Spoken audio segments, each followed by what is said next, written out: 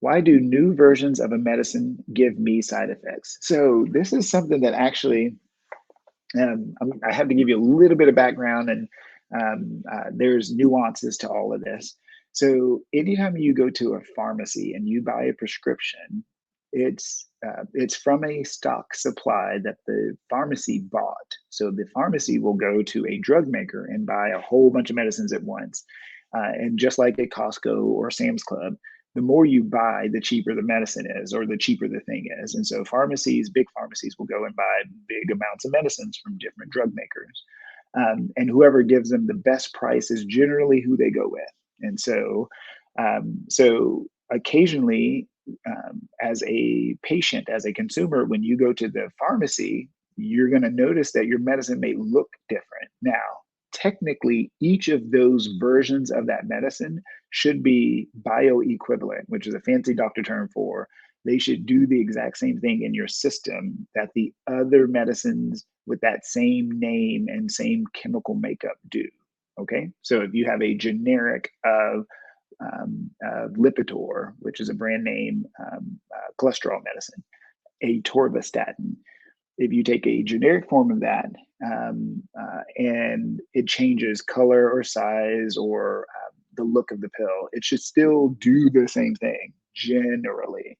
Well, sometimes that doesn't happen, and the reason why that doesn't happen is those generics can be slightly different. So the FDA has rules about how different those different generics can be from the brand version of that medicine, and it's kind of a 20 to 25% swing on either side. It could be 20 to 25% more potent, or 20 to 25% less potent, kind of depending.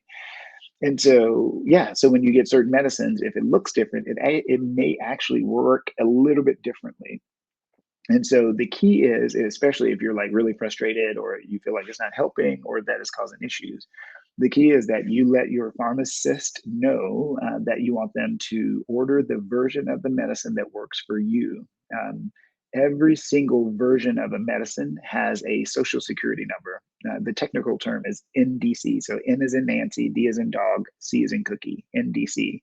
And it stands for like national drug something. I don't know. You'll have to look it up because it's escaping me right now. But if you feel a certain type of medicine works for you, just ask for that particular NDC, and the pharmacist can tell you what the NDC is, and they can order that particular NDC for you so that you can get the medicine that works best for you.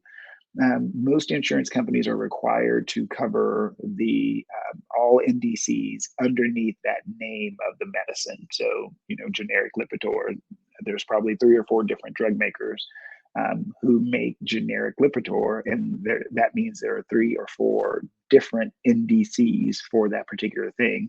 But it should still theoretically be covered under your insurance. So make sure to check with them. But that's one of the reasons why a new version of an old medicine can give you side effects. That's not the only reason, but that's the most common culprit.